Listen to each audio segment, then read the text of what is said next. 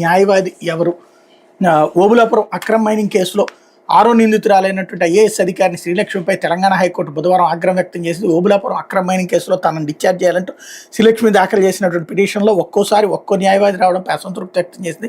గత వారం వచ్చి గడువు కోరి మళ్ళీ ఇప్పుడు గడువు కోరడాన్ని నిలదీసింది. ఆఖరిసారిగా జూలై 1 వరకు గడువు మంజూరు చేస్తున్నామని, ఇకపై వాయిదాలు ఇవ్వబోమని తేల్చి చెప్పింది. అక్రమ్ మైనింగ్ కేసులో తన డిశ్చార్జ్ పిటిషన్ సిబిఐ కోర్టు కొట్టేయడంతో శ్రీలక్ష్మి తెలంగాణ హైకోర్టును ఆశ్రయించారు. దీనిపై విచారించిన హైకోర్టు శ్రీలక్ష్మిని డిశ్చార్జ్ చేస్తూ తీర్పు వెలువరించింది.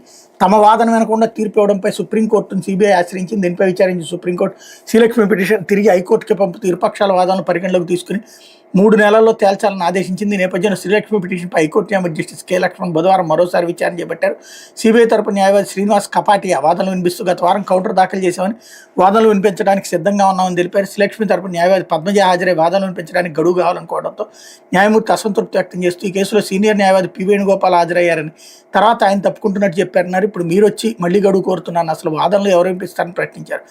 రికార్డులో ఉన్న న్యాయవాది హాజరు కావాలని ఆదేశిస్తూ విచారణ మధ్యాహ్నానికి వాయిదేశారు. మధ్యాహ్నం రికార్డు ప్రకారం న్యాయవాది హాజరు కాని పక్షంలో పిటిషనర్ శ్రీలక్ష్మి హాజరుకి ఆదేశాలు జారీ చేయాల్సి ఉంటుందని హెచ్చరించారు.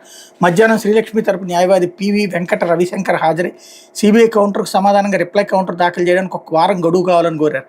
న్యాయమూర్తి అసహనం వ్యక్తం చేస్తూ ఇలాంటి పిటిషన్లో కౌంటర్కు సమాధానాలు ఏంటని ప్రశ్నించారు.